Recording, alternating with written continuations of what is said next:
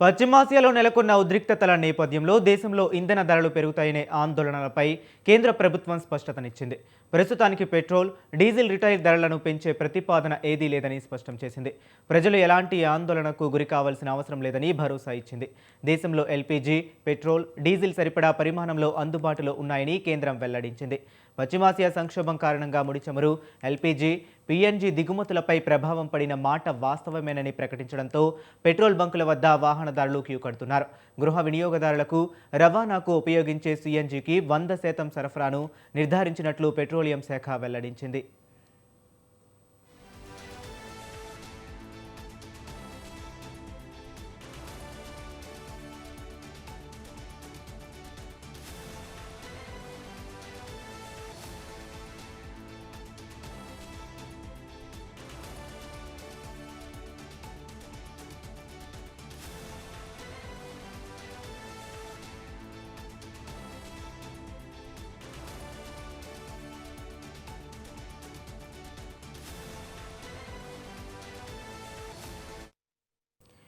పశ్చిమాసియాలో నెలకొన్న ఉద్రిక్తతల నేపథ్యంలో దేశంలో ఇంధన ధరలు పెరుగుతాయనే ఆందోళనలపై కేంద్ర ప్రభుత్వం స్పష్టతనిచ్చింది. ప్రస్తుతానికి పెట్రోల్, డీజిల్ రిటైల్ ధరలను పెంచే ప్రతిపాదన ఏదీ లేదని స్పష్టం చేసింది.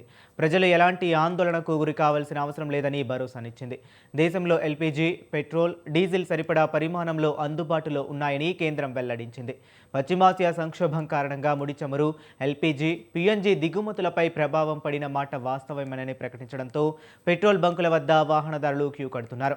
గృహ వినియోగదారులకు రవాణాకు ఉపయోగించే సీఎన్జీకి 100% సరఫరాను నిర్ధారించనున్నట్లు పెట్రోలియం శాఖ వెల్లడించింది.